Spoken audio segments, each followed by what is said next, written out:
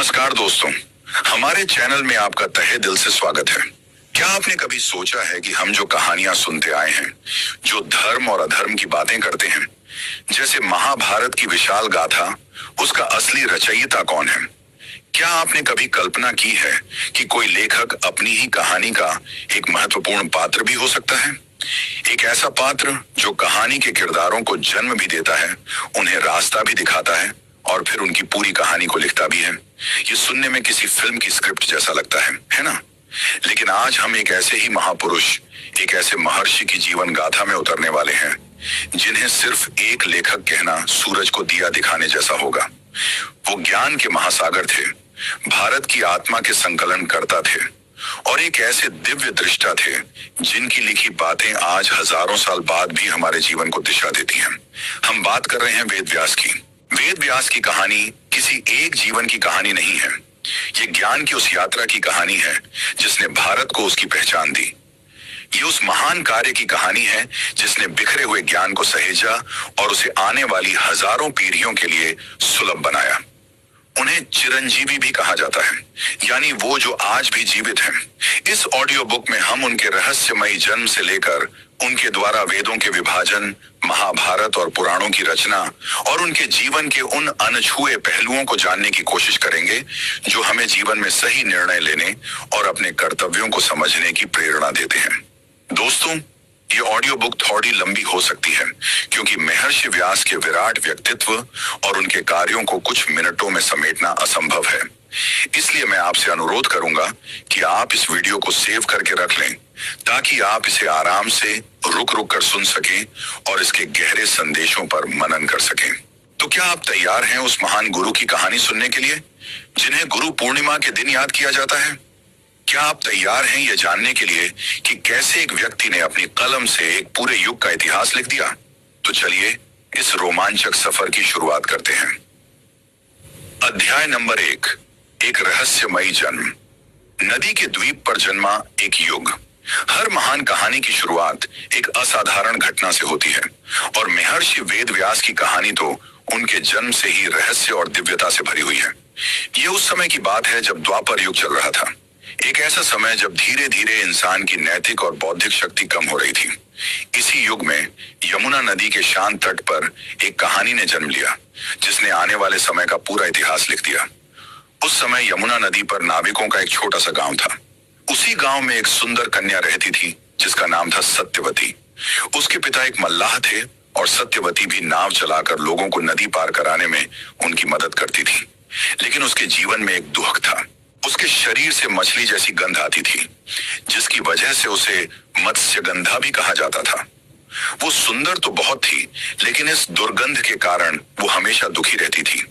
एक दिन एक महान और तेजस्वी ऋषि महर्षि पराशर वहां से गुजर रहे थे। उन्हें यमुना नदी पार करनी थी। सत्यवती ने उन्हें अपनी नाव में बिठाया और नदी के उस पार ले जाने लगी। महर्षि पराशर सत्यवती के सौंदर्य, उसकी सेवा भावना और उसके सरल स्वभाव पर मोहित हो गए। उन्होंने अपने योग बल से जान लिया कि यह कोई साधारण कन्या नहीं है और इसके गर्भ से एक महान आत्मा जन्म ले सकती है जो दुनिया का कल्याण करेगी। उन्होंने सत्यवती के सामने उसके साथ पुत्र प्राप्ति की इच्छा प्रकट की। सत्यवती एक अविवाहित कन्या थी। यह सुनकर वो डर गई और लज्जा से भर गई। उसने कहा, हे महर्षि, मैं एक कुंवारी कन्या हूं। आप एक महान ऋषि हैं और मैं एक साधारण मल्लाह की बेटी। यह कैसे संभव है? अगर मैं विवाह से पहले मां बन गई तो समाज में मेरे माता पिता की क्या इज्जत रह जाएगी? महर्षि पराशर ने उसकी चिंता को समझा। उन्होंने उसे आश्वासन दिया कि वो उसकी मर्यादा पर कोई आंच नहीं आने देंगे। लेकिन सत्यवती सिर्फ सुंदर ही नहीं बल्कि बहुत बुद्धिमान भी थी। उसने ऋषि के सामने अपनी कुछ शर्तें रखी। उसने कहा, ठीक है, मैं आपकी इच्छा का सम्मान करती हूँ, लेकिन मेरी पहली शर्त यह है कि हमारे इस मिलन को कोई भी ना देखे। महर्षि पराशर ने अपनी योग शक्ति से तुरंत यमुना नदी के चारों ओर एक घना कोहरा पैदा कर दिया। इतना घना कि दिन में ही रात जैसा अंधेरा छा गया और किसी को कुछ भी दिखाई नहीं दे रहा था। फिर सत्यवती ने अपनी दूसरी ओर सबसे बड़ी चिंता व्यक्त की। हे मुनिवर, मेरे शरीर से आने वाली इस मछली की दुर्गंध का क्या होगा? इसकी वजह से मेरा जीवन अभिशप्त है। महर्षि ने उसे वरदान दिया कि आज से तुम्हारे शरीर से मछली की दुर्गंध नहीं, बल्कि एक दिव्य सुगंध आएगी जो मीलों दूर तक महसूस की जाएगी। इस वरदान से सत्यवती का नाम योजनगंधा भी पड़ था। सत्यवती ने अपनी अंतिम शर्त रखी, मैं चाहती हूं कि इस प्रक्रिया के बाद मेरा कौमार्य भंग न हो और जो पुत्र जन्म ले वो आप ही की तरह महान, ज्ञानी और तेजस्वी हो। महर्षि पराशर ने उसकी सभी शर्तों को स्वीकार कर लिया। उसी कोहरे से ढके द्वीप पर उन दोनों के संयोग से एक बालक का जन्म हुआ। वो बालक जन्म लेते ही एक वयस्क युवा बन गया।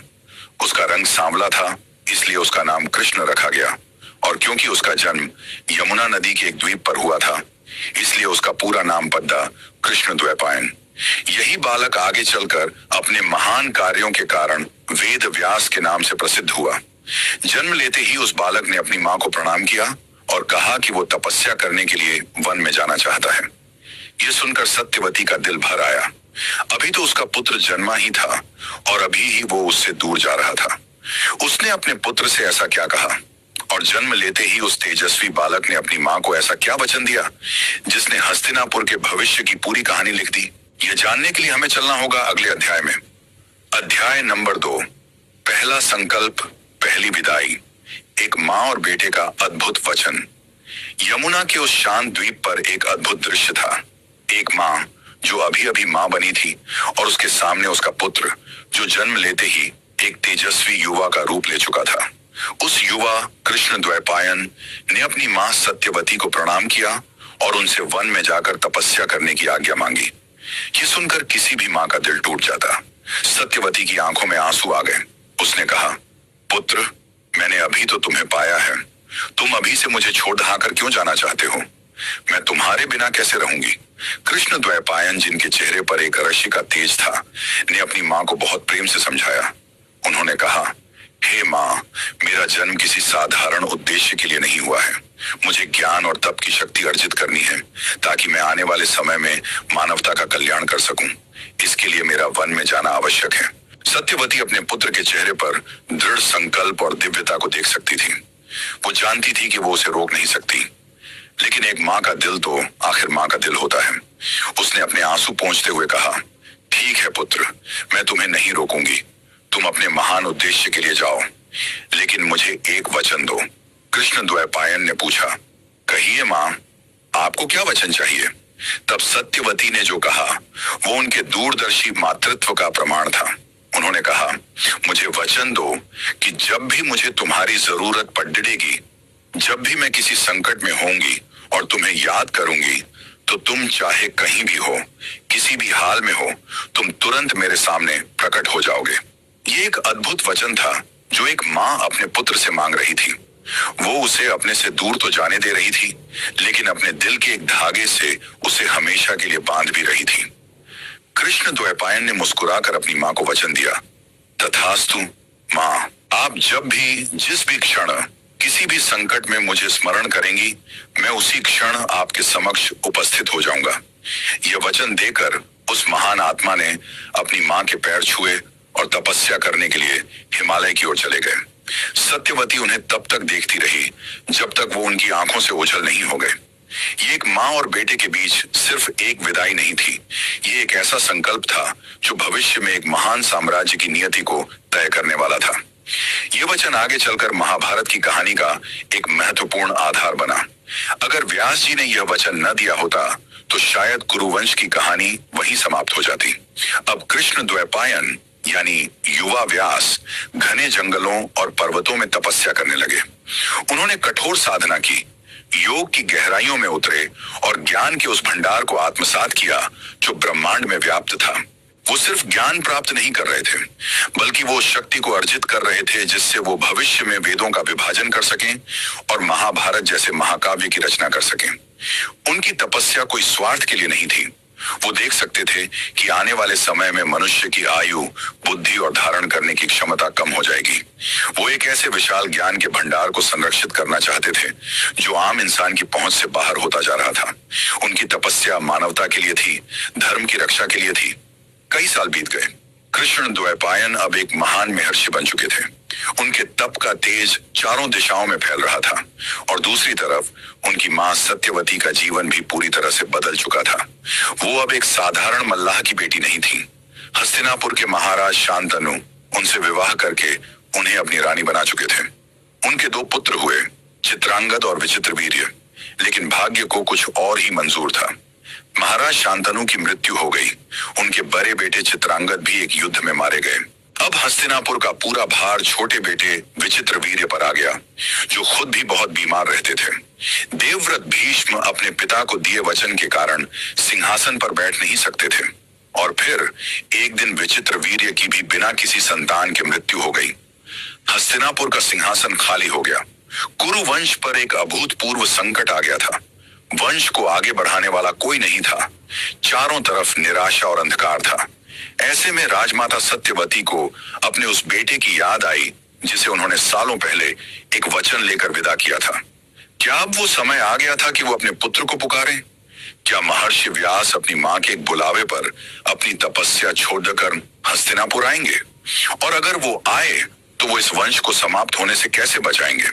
इन सवालों का जवाब एक ऐसे अध्याय की शुरुआत करेगा जो आज भी विवादों और चर्चाओं का विषय है। अध्याय नंबर 3, जब कर्तव्य ने पुकारा। हस्तिनापुर का संकट और एक अर्षि का आगमन। हस्तिनापुर के राजमहल में शोक और सन्नाटा पसरा हुआ था। कुरु वंश का दीपक बुझने की कगार पर था। महाराज विचित्रवीर्य की निसंतान मृत्यु ने पूरे साम्राज्य को एक अनिश्चित भविष्य के अंधेरे में धकेल दिया था। राजमाता सत्यवती का दिल बैठा जा रहा था। उन्हें समझ नहीं आ रहा था कि वो भीष्म के उस महान त्याग और अपने पति महाराज शांतनु के वंश को कैसे बचाएं। भीष्म अपनी प्रतिज्ञा से बंधे थे। वो विवाह करके सिंहासन को उत्तराधिकारी नहीं दे सकते थे। कुल का नाश निश्चित लग रहा था। इसी घोर निराशा के क्षण में सत्यवती को अपने उस तेजस्वी पुत्र की याद आई जिसे उन्होंने जन्मते ही विदा कर दिया था और जिससे उन्होंने संकट के समय आने का वचन लिया था। उन्होंने अपनी आंखें बंद की और पूरी श्रद्धा से अपने पुत्र महर्षि कृष्ण द्वैपायन व्यास का स्मरण किया। जैसे ही सत्यवती ने उन्हें याद किया, ठीक उसी क्षण महर्षि व्यास उनके सामने प्रकट हो गए। उन्हें देखकर सत्यवती की आंखों में आंसू आ गए। व्यास का रूप एक कठोर तपस्वी का था।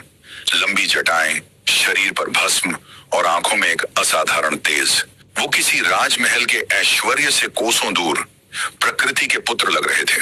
सत्यवती ने उन्हें प्रणाम किया और रोते हुए उन्हें हस्तिनापुर पर आए संकट के बारे में बताया। उन्होंने व्यास से अनुरोध किया कि वो कुरु वंश को बचाने के लिए विचित्रवीर्य की दोनों विधवा रानियों अंबिका और अंबालिका से नियोग की प्राचीन प्रथा द्वारा संतान उत्पन्न करें ताकि वंश आगे बढ़ सके। नियोग उस समय की एक स्वीकृत सामाजिक धार्मिक प्रथा थी जिसके अनुसार किसी निसंतान विधवा स्त्री अपने पति के भाई या किसी अन्य नियुक्त व्यक्ति से संतान प्राप्ति के लिए संबंध बना सकती थी ताकि वंश परंपरा चलती रहे। यह सुनकर महर्षि व्यास एक दुविधा में पड़ डीडीएच गए। वो एक तपस्वी थे, इन सांसारिक बंधनों से बहुत दूर, लेकिन दूसरी तरफ उनकी मां की आज्ञा और कुल धर्म की रक्षा का कर्तव्य था।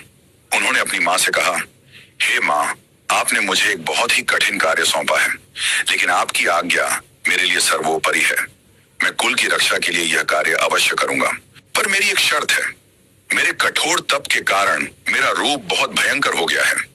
रानियों को मेरे इस रूप को सहन करने के लिए तैयार रहना होगा। आप उन्हें 1 वर्ष का समय दें ताकि वो व्रत और नियमों का पालन करके खुद को इस कार्य के लिए मानसिक और शारीरिक रूप से तैयार कर सकें। लेकिन सत्यवती के पास धैर्य नहीं था। उन्हें डर था कि 1 वर्ष में राज्य का क्या होगा। उन्होंने व्यास से तुरंत यह कार्य करने का आग्रह किया। व्यास ने अपनी मां की अधीरता को समझा और वो तैयार हो गए। उन्होंने सत्यवती से कहा कि वो रानी अंबिका को उनके कक्ष में भेजें। व्यास के भयंकर तपस्वी रूप को देखकर रानी अंबिका इतनी डर गई कि उन्होंने अपनी आंखें बंद कर ली। इस कारण जो पुत्र जन्मा वो जन्म से ही अंधा था। यही पुत्र धृतराष्ट्र कहलाया। यह जानकर सत्यवती बहुत दुखी हुई। उन्होंने व्यास से एक और पुत्र का अनुरोध किया। इस बार उन्होंने छोटी रानी अंबालिका को भेजा, लेकिन व्यास को देखकर अंबालिका भय से पीली पटी डीडीएच गई। इस कारण जो पुत्र जन्मा वो जन्म से ही पीलियाग्रस्त और कमजोर था। यही पुत्र पांडु कहलाया। दो दो राजकुमारों के जन्म के बाद भी सत्यवती संतुष्ट नहीं थी, क्योंकि एक अंधा था और दूसरा रोगी। उन्होंने एक बार फिर व्यास से एक स्वस्थ पुत्र का अनुरोध किया और बड़ी रानी अंबिका को दोबारा भेजने का निश्चय किया। लेकिन अंबिका इस बार खुद जाने से इतना डर गई कि उसने अपनी जगह अपनी एक दासी को व्यास के कक्ष में भेज दिया। उस दासी ने बिना किसी भय या संकोच के पूरी श्रद्धा और सेवा भाव से महर्षि व्यास का सत्कार किया। उसे प्रसन्न होकर व्यास ने उसे एक स्वस्थ और परम ज्ञानी पुत्र का वरदान दिया। यही पुत्र धर्म और नीति के महान ज्ञाता विदुर कहलाए। इस तरह महर्षि व्यास ने अपनी मां को दिए वचन और अपने कुल के प्रति कर्तव्य को निभाया। वो सिर्फ कुरुवंश के सूत्रधार ही नहीं बने, बल्कि उन्होंने पांडवों और कौरवों के पितामह होने का गौरव भी प्राप्त किया। उन्होंने वंश को विनाश से तो बचा लिया, लेकिन वो अपनी दिव्य दृष्टि से देख सकते थे कि रानियों के भय और संकोच के कारण जो बीज बोए गए हैं, वो भविष्य में एक महान संघर्ष को जन्म देंगे। उन्होंने अपनी मां को इस आने वाले विनाश के बारे में चेतावनी भी दी।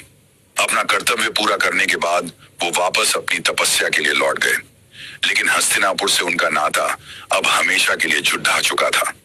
उन्होंने वंश की नींव तो रख दी थी, पर अभी उनका सबसे अहम काम तो बाकी था। एक ऐसा काम जो उन्हें व्यास नाम से अमर करने वाला था। वो काम क्या था और क्यों उन्हें उस काम को करने की जरूरत महसूस हुई, यह जानने के लिए हमें ज्ञान के उस महायज्ञ को समझना होगा जिसकी तैयारी महर्षि व्यास अब करने वाले थे। अध्याय नंबर 4, ज्ञान का महान व्यवस्थापक। जब एक वेद 4 बन गया, महर्षि व्यास ने हस्तिनापुर में अपने कुल के प्रति कर्तव्य तो निभा दिया था, लेकिन उनका असली और सबसे अहम मिशन तो मानवता के ज्ञान को संरक्षित करना था। अपनी तपस्या और दिव्य दृष्टि से वो समय के प्रवाह को देख सकते थे। उन्होंने देखा कि जैसे जैसे कलयुग नजदीक आ रहा है, वैसे वैसे इंसानों की उम्र, उनकी बुद्धि, उनकी याददाश्त और उनकी नैतिक शक्ति कम होती जा रही है। सतयुग और त्रेता युग में लोगों की धारण क्षमता इतनी अधिक थी कि वो एक ही विशाल ज्ञान राशि, जिसे वेद कहा जाता था, को आसानी से याद रख सकते थे और समझ सकते थे। लेकिन द्वापर युग के अंत तक यह एक व्यक्ति के लिए लगभग असंभव हो गया था। वेद कोई एक किताब नहीं है, यह ज्ञान का एक अनंत सागर है, जिसमें मंत्र, सूक्त, यज्ञ की विधियां और ब्रह्म ज्ञान सब कुछ समाहित है। महर्षि व्यास को चिंता हुई कि अगर इस ज्ञान को सरल और व्यवस्थित नहीं किया गया तो यह अनमोल विरासत समय के साथ लुप्त हो जाएगी। आने वाली पीढ़ियां इस ज्ञान के प्रकाश से वंचित रह जाएंगी। यह एक बहुत प्रमुख जिम्मेदारी थी। जैसे एक विशाल लाइब्रेरी की हजारों बिखरी हुई किताबों को विषय के अनुसार अलग अलग हिस्सों में बांटकर व्यवस्थित करना, ताकि कोई भी पाठक आसानी से अपनी जरूरत की किताब ढूंढ सके। इसी महान उद्देश्य के साथ महर्षि व्यास ने एक अभूतपूर्व कार्य शुरू किया। एक ऐसा कार्य जिसने उन्हें हमेशा के लिए वेद व्यास का नाम दे दिया। व्यास शब्द का अर्थ ही होता है विभाजित करने वाला, संपादित करने वाला या व्यवस्थित करने वाला। उन्होंने उस एक विशाल वेद राशि को उसकी प्रकृति और उपयोगिता के आधार पर 4 अलग अलग भागों में विभाजित किया। पहला भाग था ऋग्वेद। इसमें देवताओं की स्तुति करने वाले मंत्रों और आराचाओं को इकट्ठा किया गया। ये ज्ञान का सबसे प्राचीन और फंडामेंटल हिस्सा है, जो बताता है कि सृष्टि की विभिन्न शक्तियों की प्रार्थना कैसे की जाए। दूसरा भाग था यजुर्वेद। इसमें यज्ञ करने की प्रक्रिया और उसमें प्रयोग होने वाले गद्यात्मक मंत्रों को संकलित किया गया। यह कर्मकांड का वेद है, जो हमें सिखाता है कि उन स्तुतियों को व्यावहारिक रूप में कैसे लाया जाए, यज्ञ कैसे संपन्न किए जाएं। तीसरा भाग था सामवेद। इसमें उन मंत्रों को रखा गया जिन्हें यज्ञ के समय गाया जाता था। यह संगीत और भक्ति का वेद है। इसकी ज्यादातर आरचाएं ऋग्वेद से ही ली गई हैं, लेकिन उन्हें गाने योग्य बनाने के लिए एक संगीतात्मक रूप दिया गया है। और चौथा भाग था अथर्ववेद। इसमें आम इंसान के रोजमर्रा के जीवन से जुड़ी चीजों जैसे औषधि, आयुर्वेद, तंत्र, समाज के नियम और यहाँ तक कि भौतिक विज्ञान से जुड़े ज्ञान को भी संकलित किया गया। ये लोक जीवन का वेद था, जो इंसान को उसके भौतिक और सामाजिक जीवन में आने वाली समस्याओं का समाधान देता था। इस तरह एक ही ज्ञान सागर को 4 अलग अलग नदियों में प्रवाहित कर दिया गया, ताकि अलग अलग रुचि और क्षमता वाले लोग अपनी अपनी जरूरत के हिसाब से ज्ञान प्राप्त कर सकें। यह ज्ञान के प्रबंधन यानी नॉलेज मैनेजमेंट का सबसे बड़ा और शायद सबसे पहला उदाहरण था। यह दिखाता है कि महर्षि व्यास कितने दूरदर्शी थे। वो जानते थे कि ज्ञान को सिर्फ इकट्ठा करना काफी नहीं है, उसे उपयोगी और सुलभ बनाना भी उतना ही जरूरी है।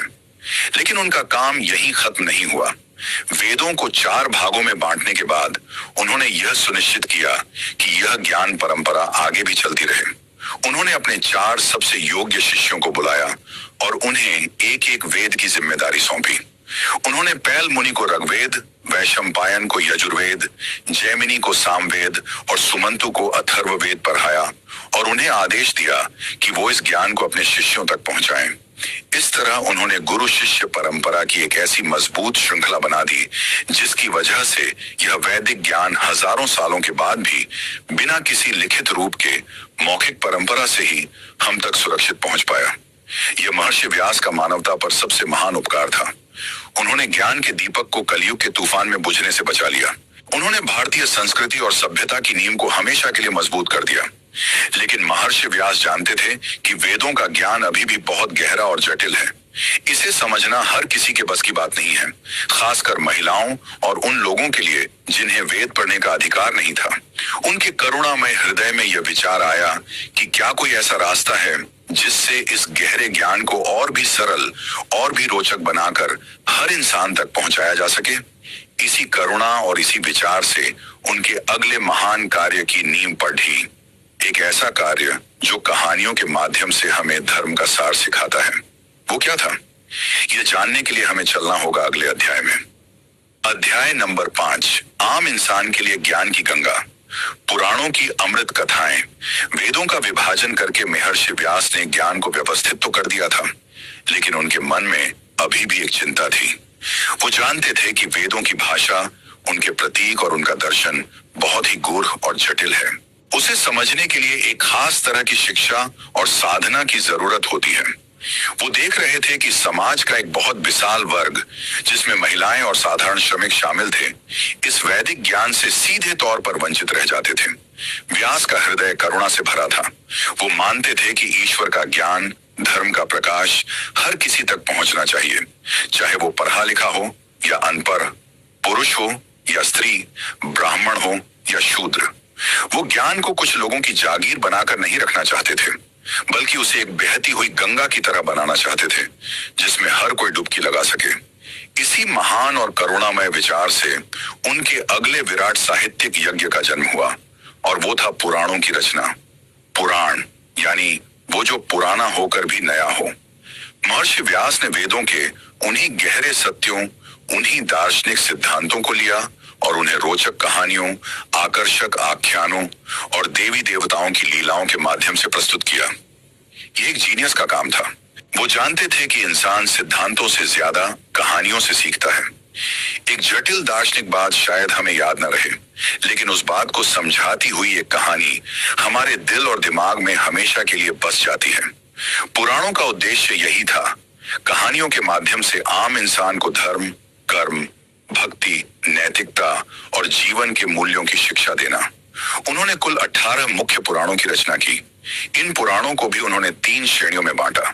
कुछ पुराण जैसे विष्णु पुराण, नारद पुराण, भागवत पुराण, गरुड़ पुराण, पद्म पुराण और वराह पुराण सात्विक प्रकृति के हैं, जो सत्य, ज्ञान और भक्ति पर जोर देते हैं और भगवान विष्णु की महिमा का गान करते हैं।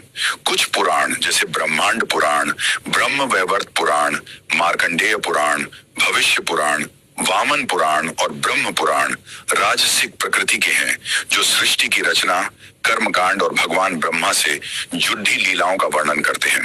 और कुछ पुराण जैसे शिव पुराण, लिंग पुराण, स्कंद पुराण, अग्नि पुराण, मत्स्य पुराण और कूर्म पुराण तामसिक प्रकृति के हैं, जो भगवान शिव की महिमा, शक्ति, वैराग्य और तंत्र से जुड़े विषयों पर केंद्रित हैं।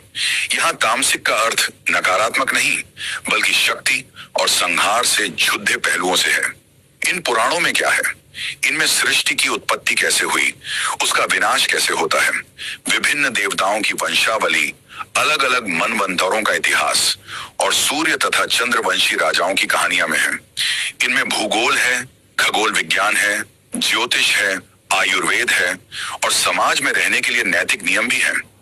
श्रीमद् भागवत पुराण में भगवान कृष्ण की मनमोहक लीलाओं के माध्यम से भक्ति के सर्वोच्च रूप को समझाया गया है, तो शिव पुराण में भगवान शिव के वैरागी और गृहस्थ दोनों रूपों का अद्भुत वर्णन है।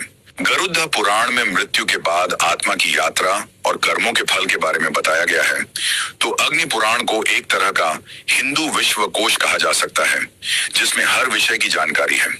पुराणों की रचना करके महर्षि व्यास ने भारतीय समाज पर एक बहुत प्रमुख उपकार किया। उन्होंने धर्म को मंदिरों और यज्ञशालाओं से निकालकर आम आदमी के घर तक पहुंचा दिया। आज भी हमारे घरों में जो कथाएं होती हैं, जो व्रत रखे जाते हैं, जो तीज त्योहार मनाए जाते हैं, उनमें से ज्यादातर की जड़ें इन्हीं पुराणों में हैं।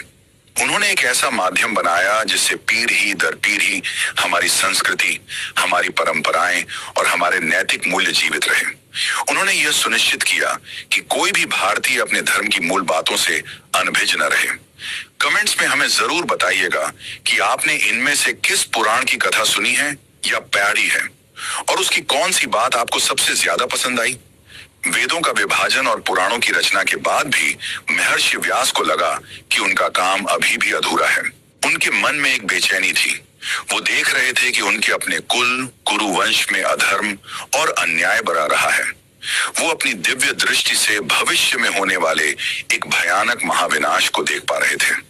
उन्हें लगा कि सिर्फ सिद्धांत और पुरानी कहानियां बताने से काम नहीं चलेगा। उन्हें अपने समय की सच्चाई को, अपने समय के इतिहास को लिखना होगा। उन्हें एक ऐसा महाकाव्य रचना होगा जो सिर्फ एक कहानी ना हो, बल्कि धर्म अधर्म, न्याय अन्याय, कर्तव्य और भावनाओं का एक जीता जागता दस्तावेज हो। और इसी बेचैनी और इसी संकल्प से उस महाकाव्य का जन्म होने वाला था, जिसे दुनिया महाभारत के नाम से जानती है। लेकिन इस महाकाव्य को लिखने का विचार उनके मन में कैसे आया, और इसे लिखने में उन्हें किस दिव्य सहायक की जरूरत पड़ी, यह एक और रोचक कहानी है जिसे हम अगले अध्याय में जानेंगे। अध्याय नंबर 6, जब इतिहास महाकाव्य बना। महाभारत की रचना का संकल्प। वेदों का विभाजन हो चुका था। पुराणों की अमृत कथाएं जन जन तक पहुंचने का मार्ग प्रशस्त कर चुकी थी। महर्षि व्यास सरस्वती नदी के किनारे अपने शांत आश्रम में रहते थे, लेकिन उनका मन अशांत था। वो संतुष्ट नहीं थे। उन्हें लग रहा था कि अभी भी कुछ छूट रहा है, कोई बहुत जरूरी काम अधूरा है। वो देख रहे थे कि उनके अपने ही वंशज कुरु वंश के राजकुमार ईर्ष्या, द्वेष, लोभ और अहंकार की आग में जल रहे हैं। वो अपनी दिव्य दृष्टि से हस्तिनापुर के सिंहासन के लिए होने वाले एक भयानक संघर्ष और उसके विनाशकारी परिणाम को साफ साफ देख सकते थे। उन्हें उस महायुद्ध की आहट सुनाई दे रही थी, जिसमें भाई भाई का दुश्मन बन जाएगा, जिसमें लाखों निर्दोष लोग मारे जाएंगे, और जिसमें धर्म और अधर्म के बीच एक ऐसी भयंकर लड़ाई होगी जैसी पहले कभी नहीं हुई। ये ज्ञान का बोझ बहुत भारी था। वो इस भविष्य की पीड़ा को अपने अंदर महसूस कर सकते थे। उन्हें लगा कि अगर उन्होंने इस कहानी को, इस इतिहास को नहीं लिखा, तो आने वाली पीढ़ियां इस महाविनाश से कोई सबक नहीं सीख पाएंगी। वो चाहते थे कि लोग जाने कि कैसे छोटे छोटे स्वार्थ, अहंकार और अन्याय एक पूरे कुल का, एक पूरी सभ्यता का नाश कर सकते हैं। वो सिर्फ एक कहानी नहीं लिखना चाहते थे, बल्कि वो एक ऐसा पंचम वेद रचना चाहते थे जो हर इंसान को, चाहे वो किसी भी वर्ण या आश्रम का हो, धर्म के हर पहलू को समझा सके। एक ऐसा ग्रंथ जो जीवन का विश्वकोश हो, जिसमें राजनीति, समाज, दर्शन, युद्ध, प्रेम, घृणा, हर मानवीय भावना और हर परिस्थिति के लिए मार्गदर्शन हो। इसी महान संकल्प के साथ उन्होंने अपने मन में उस पूरे महाकाव्य की रचना कर ली। उन्होंने कौरवों और पांडवों की पूरी कहानी, उनके जन्म से लेकर उनके अंतिम समय तक, भीष्म, द्रोण, कर्ण, कृष्ण जैसे महान चरित्रों के उत्थान और पतन और उस महायुद्ध की हर प्रकार की घटना को अपने मानस पटल पर अंकित कर लिया। ये एक इतना विशाल, इतना जटिल और इतना गहरा महाकाव्य था कि इसकी तुलना किसी और ग्रंथ से नहीं की जा सकती। इसमें 1 लाख से भी ज्यादा श्लोक थे। कहा जाता है, यन्न भारते तन्न भारते, यानी जो महाभारत में नहीं है वो भारत यानी इस दुनिया में भी नहीं है। यह ग्रंथ सिर्फ एक युद्ध की कहानी नहीं है, यह मानव जीवन का दर्पण है। लेकिन अब महर्षि व्यास के सामने एक बहुत अहम व्यावहारिक समस्या आ खड़ी हुई। उन्होंने पूरा महाकाव्य अपने मन में तो रच लिया था, लेकिन इसे लिखेगा कौन? यह कोई साधारण काम नहीं था। इसके लिए एक ऐसे लेखक, एक ऐसे लिपिकार की जरूरत थी जिसकी गति और बुद्धि दोनों ही असाधारण हों, जो महर्षि के विचारों की गति के साथ तालमेल बिठा सके। महर्षि जिस गति से श्लोकों को बोलते, उसी गति से उन्हें लिखना भी था, और सिर्फ लिखना ही नहीं बल्कि उनके अर्थ को समझना भी था। महर्षि ने बहुत सोचा, लेकिन उन्हें पृथ्वी पर ऐसा कोई भी व्यक्ति नहीं मिला जो इस काम को कर सके। चिंतित होकर वो सृष्टि के रचयिता भगवान ब्रह्मा के पास गए। उन्होंने ब्रह्मा जी को अपनी समस्या बताई। ब्रह्मा जी ने महर्षि व्यास के इस महान कार्य की सराहना की और कहा, हे महर्षि, आपने मानवता के कल्याण के लिए एक अद्भुत महाकाव्य की रचना की है। आपके इस महान कार्य को लिखने के लिए आपको एक महान लेखक की ही सहायता लेनी चाहिए। आप बुद्धि और विवेक के देवता भगवान श्री गणेश का आवाहन कीजिए, वही आपके इस कार्य को पूरा कर सकते हैं। ब्रह्मा जी की सलाह सुनकर महर्षि व्यास को बहुत प्रसन्नता हुई। उन्होंने मन ही मन विघ्नहर्ता, बुद्धि के देवता श्री गणेश का ध्यान किया और उनसे इस महाकाव्य को लिखने की प्रार्थना की। भगवान गणेश प्रसन्न हुए और महर्षि व्यास की सहायता करने के लिए तैयार हो गए। लेकिन भगवान गणेश ने भी महर्षि व्यास के सामने एक शर्त रख दी, एक ऐसी शर्त जो इस लेखन के कार्य को और भी ज्यादा चुनौतीपूर्ण और रोचक बना देती है। और उस शर्त के जवाब में महर्षि व्यास ने भी अपनी एक शर्त रखी, जो उनकी असाधारण बुद्धिमत्ता का प्रमाण है। वो शर्तें क्या थीं और कैसे उन शर्तों ने महाभारत के लेखन को एक साधारण शुद्ध लेखन से कहीं ज्यादा एक ज्ञान और बुद्धि की अद्भुत जुगलबंदी बना दिया। लेखक और लिपिकार की इस अनोखी कहानी को जानने के लिए हमें चलना होगा अगले अध्याय की ओर। अध्याय नंबर 7, लेखक और लिपिकार की अद्भुत जुगलबंदी। जब गणेश जी ने महाभारत लिखी, जब महर्षि व्यास के अनुरोध पर भगवान गणेश महाभारत लिखने के लिए तैयार हो गए, तो उन्होंने एक बहुत ही दिलचस्प और कठिन शर्त रखी। भगवान गणेश ने कहा, हे महर्षि, मैं आपका यह महाकाव्य लिखने के लिए तैयार हूं, लेकिन मेरी एक शर्त है। जब मैं लिखना शुरू करूंगा तो मेरी लेखनी एक क्षण के लिए भी नहीं रुकनी चाहिए।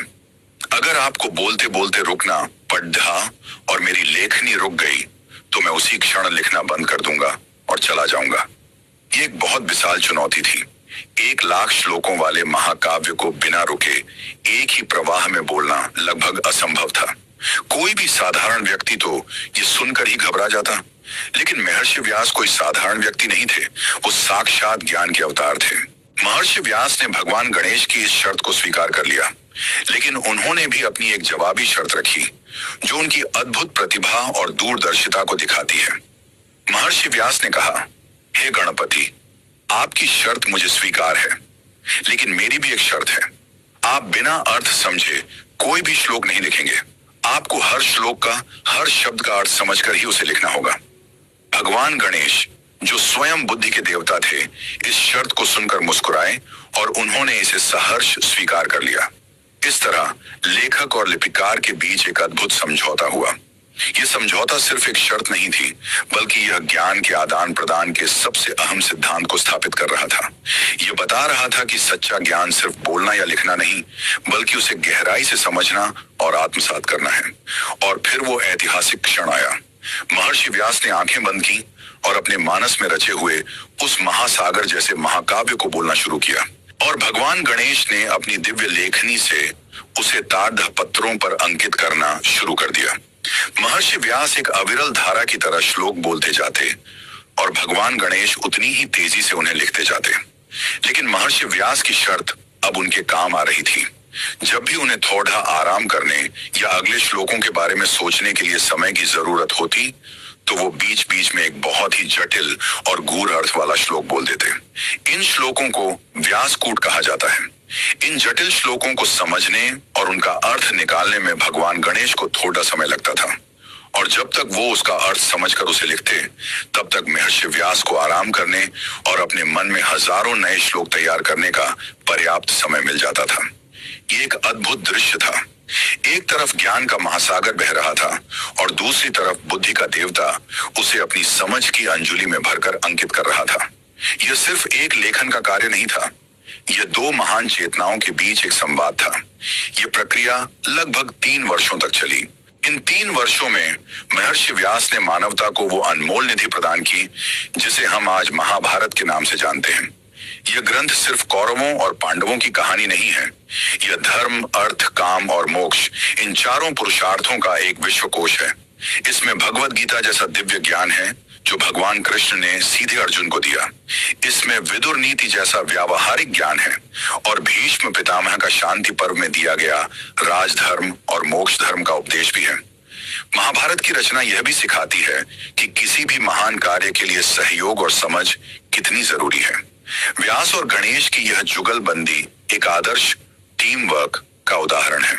व्यास जी अगर गणेश जी की शर्त से घबरा जाते या गणेश जी व्यास जी की शर्त को अपने अहंकार पर ले लेते तो यह महान ग्रंथ कभी लिखा ही नहीं जाता। दोनों ने एक दूसरे की क्षमताओं का सम्मान किया और एक दूसरे को सहयोग दिया। यह हमें सिखाता है कि जीवन में जब हम कोई अहम लक्ष्य लेकर चलते हैं तो हमें भी ऐसे सहयोगी खोजने चाहिए और खुद भी एक अच्छा सहयोगी बनना चाहिए जो सिर्फ सुने नहीं बल्कि समझे भी। महाभारत की रचना पूरी हो चुकी थी। मानवता के इतिहास का सबसे बड़ा महाकाव्य अब साकार रूप ले चुका था। महर्षि व्यास ने अपना संकल्प पूरा कर लिया था, लेकिन कहानी यहीं खत्म नहीं होती। महर्षि व्यास सिर्फ इस महाकाव्य के लेखक नहीं थे, वो इसके एक प्रमुख पात्र भी थे। वो एक पितामह थे, एक मार्गदर्शक थे, एक भविष्य वक्ता थे। उन्होंने सिर्फ कहानी लिखी नहीं बल्कि उस कहानी को जिया भी। एक लेखक के रूप में अपनी ही कहानी का पात्र होना, अपने ही बनाए चरित्रों को दुख भोगते हुए देखना, यह कितना पीड़ादायक रहा होगा। लेखक और पात्र की इस दोहरी भूमिका को उन्होंने कैसे निभाया, यह हम जानेंगे अगले अध्याय में। अध्याय नंबर 8, जब लेखक स्वयं पात्र बना। कहानी के भीतर का निर्देशक। महाभारत की रचना करके महर्षि व्यास ने खुद को सिर्फ एक लेखक की भूमिका तक सीमित नहीं रखा। वो इस महाकाव्य के एक मूक दर्शक नहीं थे बल्कि एक सक्रिय और महत्वपूर्ण पात्र थे। ये महाभारत की सबसे अनोखी और गहरी बातों में से एक है कि उसका रचयिता खुद अपनी ही कहानी के हर मौद्दा पर मौजूद है। वो सिर्फ इतिहास लिख नहीं रहे थे, वो इतिहास को बनते हुए देख रहे थे और जहां जरूरत पड़देदाज थी वहां हस्तक्षेप करके उसे सही दिशा देने की कोशिश भी कर रहे थे। वो एक पितामह थे, एक गुरु थे और एक ऐसे मार्गदर्शक थे जो भविष्य को देख सकते थे और सबको आने वाले संकट से आगाह करते रहते थे। जब धृतराष्ट्र, पांडु और विदुर का जन्म हुआ तो उन्होंने उनके भविष्य के बारे में अपनी मां सत्यवती को बता दिया था। उन्होंने धृतराष्ट्र के अंधत्व और पांडु के रोग के पीछे का कारण भी समझाया और विदुर के धर्म परायण होने की भविष्यवाणी भी की। वो समय समय पर हस्तिनापुर आते रहते थे और राज परिवार को सलाह देते थे। जब कौरवों और पांडवों के बीच संघर्ष बढ़ने लगा तो वो सबसे ज्यादा चिंतित थे। वो धृतराष्ट्र के पास गए जो अपने पुत्र मोह में अंधे हो चुके थे और उन्हें बार बार समझाया कि वो दुर्योधन को अधर्म के रास्ते पर जाने से रोकें।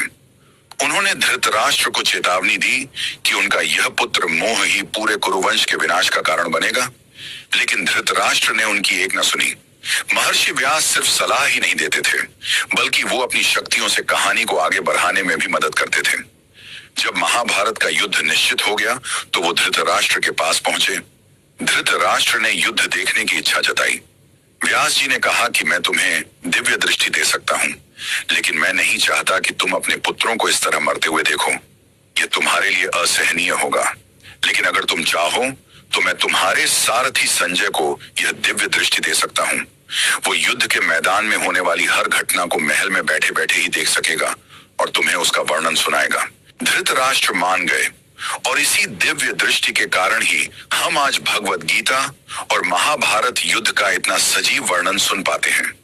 यह व्यास जी का ही एक तरह का लाइव टेलीकास्ट का इंतजाम था। पूरे युद्ध के दौरान वो पांडवों के दुख में उनके साथ खड्डी नीरे रहे। जब अभिमन्यु की अधर्म से हत्या हुई और अर्जुन ने जयद्रथ को मारने की प्रतिज्ञा ली तो पांडवों के शिविर में निराशा छा गई थी। तब व्यास जी ने वहां पहुंचकर युधिष्ठिर को भगवान शिव के पाशुपतास्त्र का ज्ञान दिया और उनका हौसला बढ़ाया। वो जानते थे कि धर्म पांडवों के पक्ष में है, लेकिन वो यह भी जानते थे कि युद्ध का परिणाम कितना भयानक होगा।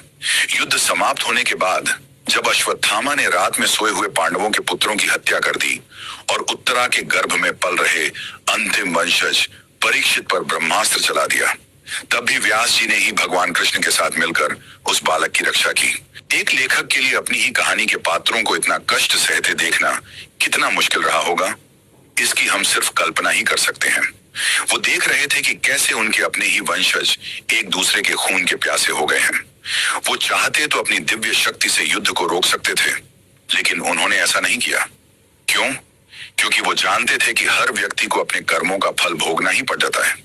वो एक मार्गदर्शक की तरह रास्ता दिखा सकते थे, लेकिन उस रास्ते पर चलना या न चलना यह हर व्यक्ति की अपनी स्वतंत्र इच्छा पर निर्भर करता है। उन्होंने किसी को भी कोई निर्णय लेने के लिए मजबूर नहीं किया। उन्होंने सबको उनके कर्मों के संभावित परिणाम बताए और फिर फैसला उन पर छोड़ दिया। यह हमें सिखाता है कि एक सच्चा गुरु या मार्गदर्शक हमें उंगली पकड़ उड़ाकर नहीं चलाता, बल्कि वो हमें इतना सक्षम बना देता है कि हम अपने फैसले खुद ले सकें और उनकी जिम्मेदारी भी उठा सकें। लेकिन इस महान लेखक और पात्र की सबसे मुख्य परीक्षा तो अभी बाकी थी। युद्ध खत्म हो चुका था। हस्तिनापुर की गलियों में विधवाओं का विलाप गूंज रहा था। हर तरफ नाश और पीड़ा थी। ऐसे में एक मां का श्राप उनका इंतजार कर रहा था, एक ऐसा श्राप जो उनके द्वारा रचे गए सबसे बड़े नायक को भी भुगतना पड़ा। वो मां कौन थी और वो श्राप क्या था, और उस श्राप को महर्षि व्यास ने कैसे स्वीकार किया? यह एक और मार्मिक प्रसंग है जिसे हम अगले अध्याय में जानेंगे। अध्याय नंबर 9, ज्ञान का बोझ और गांधारी का श्राप। जब रचयिता ने पीड़ा सही, महाभारत का युद्ध समाप्त हो चुका था। धर्म की जीत तो हुई थी, लेकिन उसकी कीमत बहुत बड़ी थी। हस्तिनापुर एक श्मशान जैसा लग रहा था। कुरुक्षेत्र की भूमि कौरवों के खून से लाल थी। पांडव विजयी होकर भी खुश नहीं थे। उनके मन में अपने ही भाई बंधुओं को मारने का गहरा दुख और अपराध बोध था। इसी माहौल में जब युधिष्ठिर का राज्याभिषेक हो रहा था, तब महर्षि व्यास एक बार फिर हस्तिनापुर पहुंचे। वो जानते थे कि पांडवों को इस समय नैतिक और आध्यात्मिक मार्गदर्शन की सबसे ज्यादा जरूरत है। उन्होंने युधिष्ठिर के मन को शांत किया और उन्हें राजधर्म का पालन करने के लिए प्रेरित किया। लेकिन कहानी का सबसे मार्मिक और दर्दनाक मोड़ तब आया जब पांडव भगवान कृष्ण के साथ अपनी चाची गांधारी से मिलने गए, जिन्होंने अपने 100 के 100 पुत्रों को इस युद्ध में खो दिया था। गांधारी का दुख और क्रोध अपनी चरम सीमा पर था। जैसे ही उन्होंने पांडवों को देखा, वो उन्हें श्राप देने के लिए उद्यत हुई। लेकिन महर्षि व्यास, जो भविष्य को देख सकते थे, तुरंत वहां प्रकट हो गए। उन्होंने गांधारी को समझाया कि इस युद्ध के लिए पांडव उतने दोषी नहीं हैं, जितना कि उसके अपने पुत्र दुर्योधन का अधर्म और धृतराष्ट्र का पुत्र मोह। उन्होंने गांधारों को शांत करने की बहुत कोशिश की, लेकिन एक मां का दिल जिसने अपने 100 पुत्र खो दिए हों, कोई तर्क सुनने को तैयार नहीं था। गांधारी का सारा क्रोध अब भगवान कृष्ण पर केंद्रित हो गया। उसने कृष्ण की ओर मुद्दा कर कहा, हे कृष्ण, तुम चाहते तो इस युद्ध को रोक सकते थे। तुम्हारे पास दिव्य शक्ति थी, तुम दोनों पक्षों को समझा सकते थे, लेकिन तुम चुपचाप सब कुछ देखते रहे। तुमने जानबूझकर मेरे कुल का नाश होने दिया।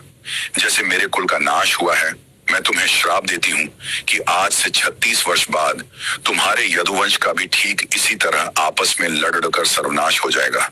तुम खुद भी एक साधारण शिकारी के हाथों मारे जाओगे और तुम्हारे वंश में कोई पानी देने वाला भी नहीं बचेगा। ये सुनकर सब स्तब्ध रह गए, लेकिन भगवान कृष्ण मुस्कुराए और उन्होंने कहा, हे देवी, मुझे यह स्वीकार है। मैं जानता हूं कि यदुवंशियों को मेरे सिवा कोई और नहीं मार सकता, इसीलिए उनका आपस में लाड़ लेकर मरना ही उचित है। आपने वही कहा है जो होकर ही रहेगा। ये पूरी घटना महर्षि व्यास की आंखों के सामने हो रही थी। वो लेखक थे, वो जानते थे कि कहानी में आगे क्या होने वाला है। वो जानते थे कि गांधारी का श्राप सच होगा। सोचकर देखिए, उस लेखक की पीड़ा जो अपनी कहानी के सबसे प्रिय पात्र साक्षात नारायण के अवतार भगवान कृष्ण को एक श्राप के अधीन होते हुए देख रहा है और कुछ नहीं कर सकता। ये ज्ञान का बोझ था, ये भविष्य को जानने की पीड़ा थी। महर्षि व्यास ने सिर्फ महाभारत लिखा नहीं, उन्होंने उसके हर दुख, हर पीड़ा को अपने अंदर जिया। वो हमें सिखाते हैं कि ज्ञान सिर्फ एक शक्ति नहीं है, ये एक जिम्मेदारी भी है। जो जितना ज्यादा जानता है, उसका दुख भी उतना ही गहरा होता है। इस घटना के बाद भी व्यास का करुणामय हृदय शांत नहीं हुआ। उन्होंने धृतराष्ट्र और गांधारी को जो अपने पुत्रों के शोक में डूबे हुए थे, सांत्वना देने का एक अद्भुत तरीका निकाला। उन्होंने अपनी योग शक्ति से एक रात के लिए गंगा के तट पर उन सभी मृत योद्धाओं को भीष्म, द्रोण, कर्ण और कौरवों समेत जीवित कर दिया, ताकि उनके परिजन उनसे मिल सकें और अपने मन का बोझ हल्का कर सकें। यह घटना दिखाती है कि वो कितने दयालु थे। वो सिर्फ एक कठोर तपस्वी नहीं थे, बल्कि उनके अंदर एक कोमल हृदय भी था, जो दूसरों के दुख को समझता था। महर्षि व्यास का जीवन और उनका महाभारत में पात्र के रूप में हस्तक्षेप हमें एक सबक सिखाता है। वो हमें कर्म के सिद्धांत, स्वतंत्र इच्छा के महत्व और ज्ञान के साथ आने वाली जिम्मेदारी के बारे में सिखाते हैं। उन्होंने एक ऐसा दर्पण बनाया जिसमें हम अपने समाज और अपने जीवन की हर अच्छाई और बुराई को देख सकते हैं। लेकिन इतना सब करने के बाद क्या उनकी विरासत आज भी जीवित है? कैसे हम आज भी हर साल उन्हें एक खास दिन पर याद करते हैं? और एक चिरंजीवी के रूप में उनका हमारे लिए क्या संदेश है? इन सभी सवालों के जवाब के साथ हम अपनी इस ऑडियो बुक के अंतिम अध्याय पर पहुंचेंगे। अध्याय नंबर 10, एक जीवित विरासत। गुरु पूर्णिमा और व्यास का अमर संदेश। महर्षि वेद व्यास का कार्य महाभारत की रचना या कुरुवंश के मार्गदर्शन के साथ समाप्त नहीं हुआ। उनकी विरासत तो अनंत है और उनका प्रभाव आज भी भारतीय संस्कृति और अध्यात्म के कण कण में महसूस किया जा सकता है। वो सिर्फ एक व्यक्ति नहीं, बल्कि एक संस्था है, ज्ञान की एक पूरी परंपरा है। उनकी सबसे अहम और जीवित विरासत है वो ज्ञान जो उन्होंने हमें ग्रंथों के रूप में दिया। वेद, पुराण, महाभारत और यहाँ तक कि वेदांत दर्शन का सबसे महत्वपूर्ण ग्रंथ ब्रह्म सूत्र भी उन्हीं की रचना मानी जाती है। उन्होंने ज्ञान के एक ऐसे विशाल वट वृक्ष को लगाया जिसकी शाखाएं आज भी हमें शीतल छाया और मीठे फल दे रही हैं। उनकी इसी महान विरासत और मानवता के प्रति उनके उपकार का सम्मान करने के लिए हर साल आषाढ़ महीने की पूर्णिमा को गुरु पूर्णिमा का पर्व मनाया जाता है। इसी दिन को व्यास पूर्णिमा भी कहते हैं। माना जाता है कि इसी पावन दिन महर्षि वेद व्यास का जन्म हुआ था। यह दिन सिर्फ व्यास जी को ही नहीं, बल्कि हर गुरु को समर्पित है। इस दिन शिष्य अपने गुरुओं की पूजा करते हैं और उनके प्रति अपनी कृतज्ञता व्यक्त करते हैं। यह परंपरा हमें याद दिलाती है कि ज्ञान का प्रकाश देने वाले गुरु का स्थान भगवान से भी ऊंचा है। और महर्षि व्यास को तो गुरुओं का भी गुरु माना जाता है, क्योंकि उन्होंने ही ज्ञान की उस परंपरा को शुरू किया जो गुरु शिष्य के रूप में आज तक चली आ रही है। ये सोचना कितना अद्भुत है कि हम आज भी हजारों साल पुराने एक महर्षि के जन्मदिन को इतने विशाल पर्व के रूप में मनाते हैं। ये दिखाता है कि भारत की संस्कृति अपने ज्ञानियों और गुरुओं का कितना सम्मान करती है। महर्षि व्यास को सप्त चिरंजीवियों में से एक माना जाता है। चिरंजीवी यानी वो महापुरुष जो आज भी इस पृथ्वी पर सशरीर विद्यमान है। अश्वत्थामा, बलि, व्यास, हनुमान, विभीषण, कृपाचार्य और परशुराम, ये 7 चिरंजीवी हैं। यह विश्वास हमें यह संदेश देता है कि व्यास का अस्तित्व समाप्त नहीं हुआ है। वो आज भी कहीं हिमालय की कंदराओं में तपस्या में लीन है और दुनिया पर अपनी कृपा दृष्टि बनाए हुए हैं। एक चिरंजीवी के रूप में उनका अस्तित्व इस बात का प्रतीक है कि ज्ञान कभी मरता नहीं है। शरीर नष्ट हो सकता है, सभ्यताएं बदल सकती हैं, लेकिन सत्य और ज्ञान का संदेश हमेशा जीवित रहता है। व्यास आज भी हमारे बीच अपने ग्रंथों के रूप में जीवित हैं। जब भी हम गीता का एक श्लोक पढ़ते हैं या पुराणों की कोई कहानी सुनते हैं, तो हम असल में महर्षि व्यास की ही आवाज सुन रहे होते हैं। तो महर्षि व्यास का हमारे आज के जीवन के लिए क्या संदेश है? उनका पहला संदेश है ज्ञान का सम्मान करना। ज्ञान को इकट्ठा करना, उसे व्यवस्थित करना और उसे आने वाली पीढ़ियों तक पहुंचाना, यह हर समाज का सबसे अहम कर्तव्य है। उनका दूसरा संदेश है समन्वय का। उन्होंने अपने दर्शन में ज्ञान, कर्म और भक्ति तीनों मार्गों को समान महत्व दिया। वो हमें सिखाते हैं कि जीवन में संतुलन बहुत जरूरी है। उनका तीसरा और सबसे महत्वपूर्ण संदेश है कर्तव्य पालन का। उन्होंने खुद एक तपस्वी होते हुए भी अपनी माँ की आज्ञा और कुल के प्रति अपने कर्तव्य को निभाने के लिए सांसारिक कार्यों में हिस्सा लिया। वो हमें सिखाते हैं कि पलायन करना कोई समाधान नहीं है, बल्कि अपने हिस्से की जिम्मेदारियों को निभाना ही सबसे मुख्य धर्म है। महर्षि वेद व्यास की कहानी हमें यह भी सिखाती है कि एक अकेला व्यक्ति भी अगर दृढ़ संकल्प कर ले तो वो पूरी दुनिया में कितना अधिक सकारात्मक बदलाव ला सकता है। उन्होंने अपनी दूरदर्शिता और अथक परिश्रम से भारतीय संस्कृति की नींव को इतना मजबूत कर दिया कि तूफान भी उसे हिला नहीं सके। वो एक आदर्श लेखक, एक आदर्श पुत्र, एक आदर्श गुरु और एक आदर्श मार्गदर्शक थे। उनकी कहानी हमें प्रेरणा देती है कि हम भी अपने जीवन में जो भी काम करें उसे पूरी निष्ठा और मानवता के कल्याण की भावना से करें और ज्ञान के प्रकाश को फैलाने में अपना छोटा सा योगदान अवश्य दें। और इसी के साथ दोस्तों, हम आज इस अद्भुत यात्रा के अंत पर पहुंचते हैं। इस प्रेरणादायक ऑडियो बुक के आधार पर हमने साथ मिलकर यह जाना कि कैसे एक व्यक्ति महर्षि वेद व्यास ने अपने ज्ञान, अपनी दूरदर्शिता और अपने अथक परिश्रम से मानवता के इतिहास की धारा को मोड़ दिया। हमने जाना कि कैसे उन्होंने बिखरे हुए ज्ञान को सहेजा और उसे हम सब के लिए सुलभ बनाया। मुझे उम्मीद है कि इस ऑडियो बुक के जरिए हमने जो कुछ भी सीखा है वह सिर्फ सुनने तक ही सीमित नहीं रहेगा, बल्कि आपके जीवन का मार्गदर्शन भी करेगा। याद रखिएगा, यह ज्ञान केवल जानकारी नहीं है, बल्कि आपके भीतर की अपार क्षमता को जगाने की कुंजी है। यह ऑडियो बुक आपको यह सिखाती है कि कैसे ज्ञान को सम्मान दें, कैसे अपने कर्तव्यों का पालन करें और कैसे कहानियों की शक्ति से जीवन के गहरे सत्यों को समझें। लेकिन सबसे महत्वपूर्ण, यह आपको यह भी सिखाती है कि हर व्यक्ति के अंदर अपने जीवन का इतिहास लिखने की क्षमता है और हमें अपने कर्मों से यह सुनिश्चित करना चाहिए कि वो कहानी धर्म और सत्य की हो। अब जब आप इस ऑडियो बुक को सुनना समाप्त कर रहे हैं तो मैं आपसे एक अनुरोध करना चाहता हूं। इन सिद्धांतों को याद रखें, इन पर विचार करें और इन्हें अपने दैनिक जीवन में लागू करने का प्रयास करें।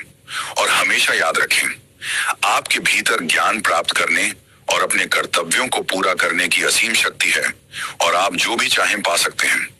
आपके इस बहुमूल्य समय के लिए और इस यात्रा में मेरे साथ जुड़ने के लिए दिल से धन्यवाद। मैं उम्मीद करता हूं कि आपको यह ऑडियो बुक पसंद आई होगी और इसने आपको महर्षि वेद व्यास के विराट व्यक्तित्व और उनके अमूल्य योगदान के बारे में कुछ नया सीखने को मिला होगा। अगर आपको यह ऑडियो बुक पसंद आई तो इसे लाइक करें, अपने दोस्तों और परिवार के साथ साझा करना न भूलें ताकि वे भी इस ज्ञान का लाभ उठा सकें।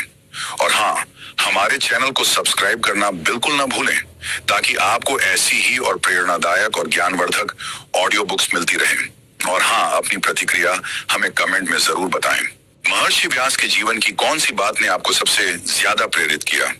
आपके विचार और सुझाव हमारे लिए बहुत ही ज्यादा महत्वपूर्ण हैं और हमें भविष्य में